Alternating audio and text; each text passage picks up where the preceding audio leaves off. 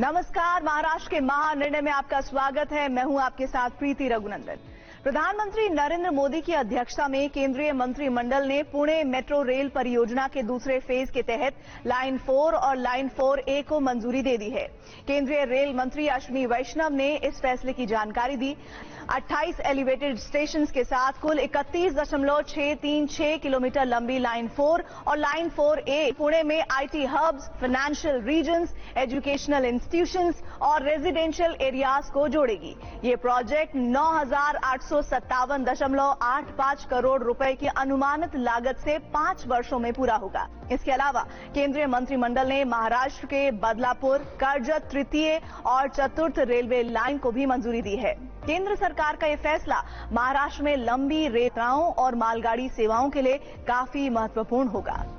महाराष्ट्र के मुख्यमंत्री देवेंद्र फडणवीस ने कहा है कि उनकी सरकार मुंबई के इंफ्रास्ट्रक्चर को पूरी तरह से बदलने जा रही है।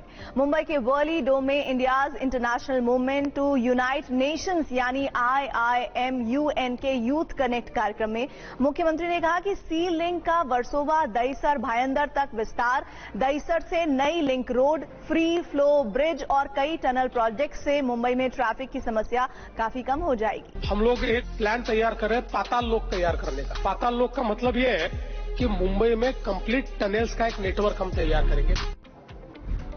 मुंबई के ट्रांसपोर्ट सिस्टम को बेहतर करने के बड़े प्लान में एक और कदम उठाया गया है। राज्य सरकार ने 58,754 करोड़ रुपए के बजट वाले उत्तान से विरार सी ब्रिज प्रोजेक्ट को हरी झंडी दे दी है। Mumbai metropolitan region development authority यानी MMRDA को इस लागू करने की जिम्मेदारी सौंपी गई है। महाराष्ट्र सरकार ने किसानों के हित में एक बड़ा फैसला लिया है। बाढ़ की स्थिति के कारण किसानों से लोन रिकवरी पर 1 साल की रोक लगा दी गई है और उनसे लोन न वसूलने के आदेश दिए गए हैं। सरकार ने जिला सेंट्रल बैंक को भी लोन रिकवरी रोकने का आदेश दिया।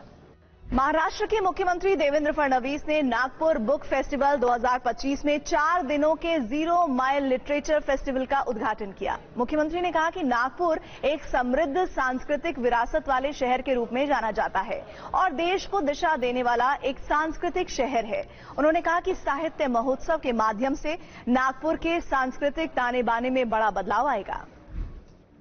मुख्यमंत्री देवेंद्र फडणवीस ने नागपुर में कृषि प्रदर्शनी एग्रो विजन 2025 का जायजा लिया।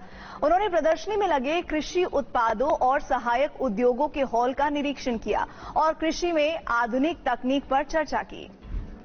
महाराष्ट्र सरकार की तरफ से यूनेस्को मुख्यालय को भेंट की गई भारत रत्न डॉक्टर बाबा साहेब आंबेडकर की प्रतिमा का अनावरण कर दिया गया। संविधान दिवस के दिन पेरिस में यूनेस्को हेडक्वार्टर कॉम्प्लेक्स में प्रतिमा का अनावरण किया गया।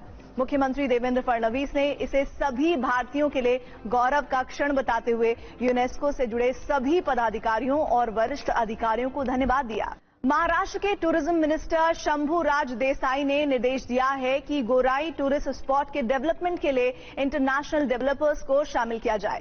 गोराई में महाराष्ट्र टूरिज्म डेवलपमेंट कॉरपोरेशन की लगभग 128 एकड़ जमीन को इंटरनेशनल टूरिस्ट स्पॉट के तौर पर डेवलप किया जाएगा।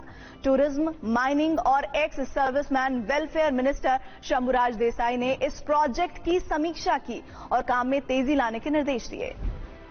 महाराष्ट्र के हायर और technical education minister Chandrakant Patil ने निर्देश दिए हैं कि राज्य की यूनिवर्सिटीज को नेशनल इंस्टीट्यूशनल रैंकिंग फ्रेमवर्क में अपनी रैंकिंग को बेहतर बनाने पर ध्यान देना चाहिए।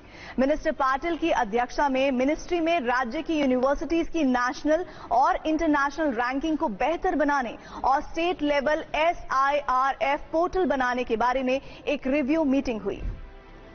महाराष्ट्र सरकार अब गांवों को बदलने के लिए स्मार्ट और इंटेलिजेंट विलेज प्रोजेक्ट लागू करने जा रही है। ये प्रोजेक्ट शहरों और गांवों के बीच के अंतर को कम करने में अहम होगा।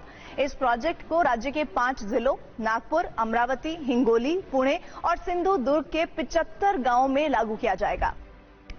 महाराष्ट्र के मुख्यमंत्री देवेंद्र फडणवीस ने मुंबई में 26/11 के हमले में शहीद हुए जवानों को श्रद्धांजलि दी।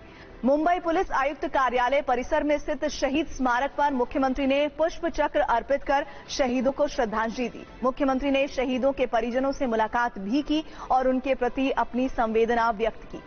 महाराष्ट्र के महानिर्णय में इतना ही। TV9 भारतवर्ष पर खबरों का सिलसिला जारी है।